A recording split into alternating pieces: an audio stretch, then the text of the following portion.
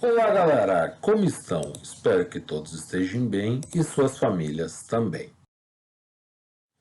Aqui é o professor Leôncio falando em nome da equipe da matemática para trazer a matéria da semana 21, aonde que nós vamos dar continuidade à ideia de proporção que vocês viram semana passada, razão e proporção. Só que agora nós vamos ver quando as grandezas vão ser diretamente e inversamente proporcionais. Tranquilo? Então, para nós darmos esse direcionamento e entender o que é ser diretamente e o que é ser inversamente proporcionais, eu vou resolver com vocês alguns exemplos, né? Questionar com vocês em alguns exemplos as situações, e daí vocês já vão entender. Tranquilo? Então vamos ao primeiro. Então, aqui no primeiro caso, uma charge para vocês. Vamos à leitura. Alguém pode dar o exemplo de duas grandezas que variam da mesma maneira? Isto é, quando uma aumenta, a outra aumenta. Quando uma diminui, a outra diminui. Sempre na mesma razão. Eu posso. Quando a gente compra feijão, o preço depende da quantidade de feijão comprado, não é? Isso mesmo, observe, então, que assim tem uma tabela com os preços do feijão. Então, a quantidade de feijão em quilos, preço em reais. Então, observe que assim, ó, 1 quilo de feijão custa, aqui embaixo está o preço, ó, R$ 4. Se agora, em vez de você comprar 1 quilo, você comprar o dobro de feijão, comprar 2 quilos, ó, dobrei a quantidade. 2 quilos de feijão vai ter que custar também o dobro, então aumentou para R$ 8.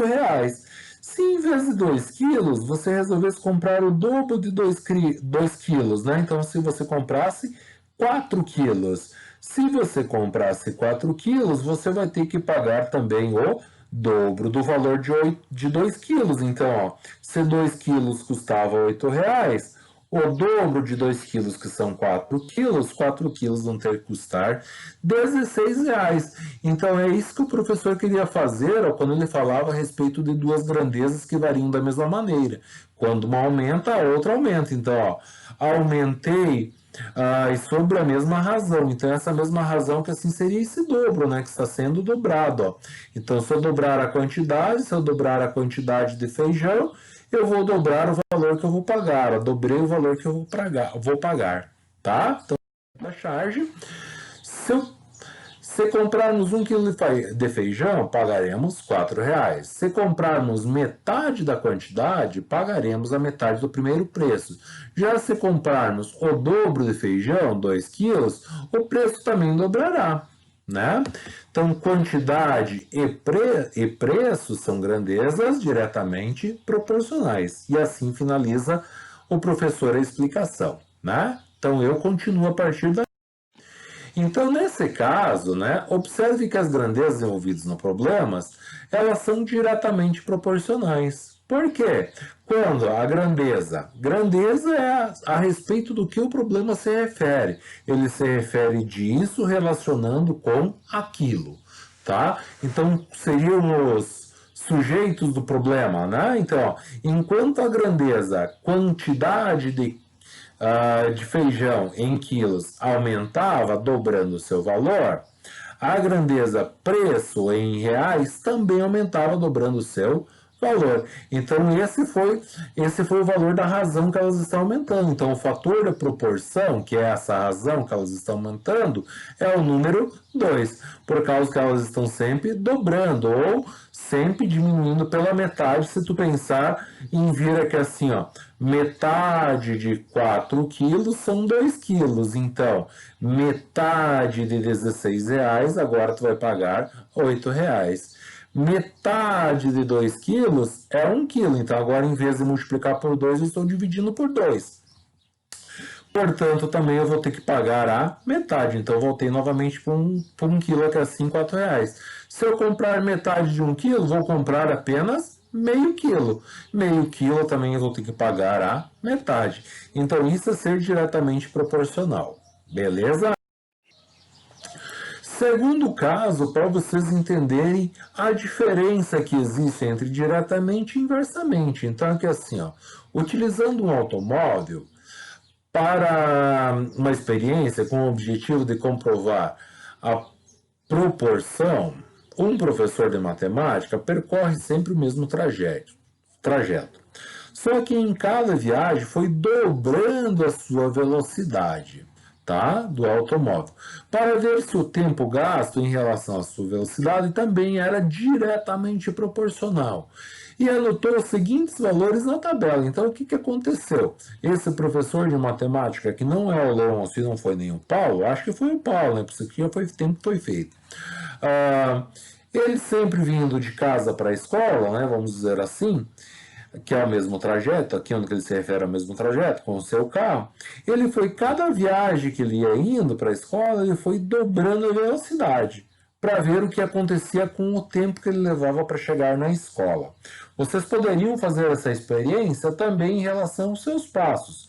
Primeiro vão assim, dando uns passinhos bem pequenininhos, andando bem devagarzinho, para ver o tempo que vocês levam para chegar na escola, e depois vocês vão bem rápido, né? Vão assim correndo, para ver o que acontece com o tempo que vocês levam para chegar na escola. Então, quando vocês estão correndo, vocês estão mais rápido caminhando devagar. O que acontece com o tempo? O tempo vai diminuir, vocês levaram ao menos tempo chegar na escola. E é isso que o professor comprovou, olha só. Primeiro, então ele relacionou a velocidade em quilômetros por hora, sendo constante, com o tempo para chegar no destino em minutos, tá? Então, primeiro ele andou a 10 quilômetros por hora. Ele levou para chegar no seu destino 120 quilômetros, 120 minutos. Em outras palavras, 120 minutos são 2 horas. Tá? Daí ele dobrou a velocidade, ó. Agora ele foi a 40 quilômetros por hora, na mesma velocidade sempre. O que aconteceu com o tempo? Se eu andar 2 vezes mais rápido, eu chegarei 2 vezes mais rápido. Então agora ele chegou em 60 minutos. Depois, ele dobrou novamente a velocidade. Ó. Então, de 20 quilômetros por hora, ele foi ao dobro, 40 quilômetros por hora. O que aconteceu com o tempo? O tempo novamente caiu pela metade. Então, agora ficou em 30 minutos, né? Que é a metade de 60. Depois, ele dobrou novamente a velocidade, chegou no limite da via, 80 quilômetros por hora. O que aconteceu agora com o tempo? Foi apenas de 15 minutinhos, que é o que? Metade de 30. Então observe que enquanto a velocidade eu estou sempre dobrando os valores, 10 foi para 20, 20 foi para 40, 40 foi para 80. É porque a próxima velocidade, se eu dobrar, seria agora 160. Então não daria de nós andarmos aqui no Brasil nessa velocidade. O que aconteceu com o tempo? O tempo era de 120 minutos, passou para 60, passou para 30 e agora virou apenas de 30 minutinhos. Tranquilos? Então, nesse caso, o que aconteceu? As grandezas vão ter que ser inversamente proporcional. Por quê? Enquanto a velocidade dobrava o valor, então ela aumentava 2 vezes, o seu tempo diminuía sempre pela metade. Então, ele era sempre dividido por 2 agora.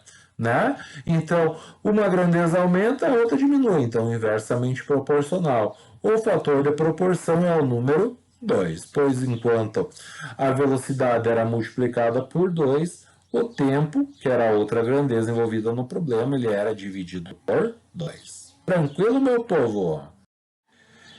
Então, diretamente proporcional, na definição para vocês, são duas grandezas que serão diretamente proporcionais. Quando uma aumenta, a outra aumenta. Quando uma diminui, a outra diminui na mesma razão. Tipo, 2 vezes, 3 vezes, 5 vezes, 10 vezes, 3 quartos de vezes, né? Então ela vai dizer que era o primeiro caso.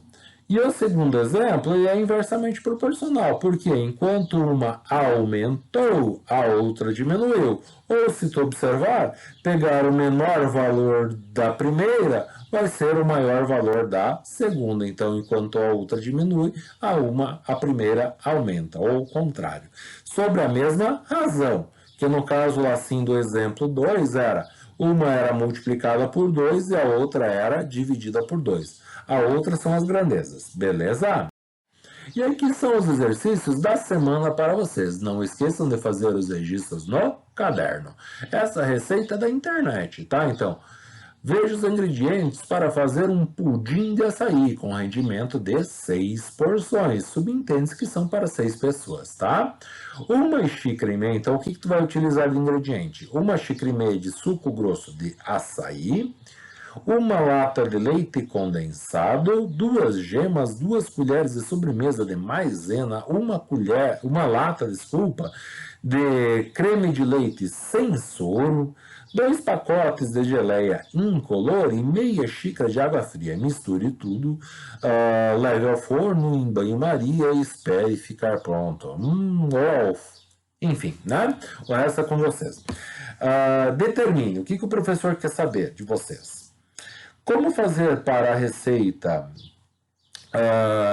para que a receita mantenha um rendimento para 12 pessoas? Né? Então, aqui assim, a receita inicial era para 6. Agora eu quero para 12. E reescreva como é que vai ficar os ingredientes, como que vai ficar cada quantidade de ingredientes.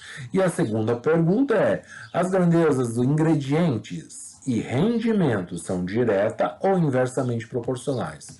Em outras palavras, se tu aumentar a quantidade de ingredientes, vai aumentar a quantidade de pessoas que vão conseguir comer? Sim ou não? Né? Da mesma maneira, sobre a mesma razão. Tranquilo? Primeiro exercício. E o segundo exercício é: a construtora está construindo uma casa e o engenheiro civil responsável pela obra monta uma tabela relacionando 2 grandezas: operários trabalhando na construção da casa em relação aos dias gastos para acabar a casa.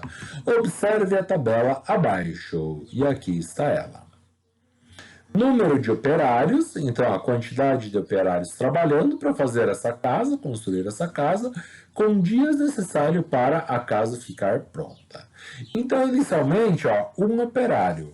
Se for um operário, tu vai levar 135 dias para acabar a casa. Agora, em vez de 1, se eu passar para 3. Então agora eu vou levar apenas 45 dias para acabar essa casa.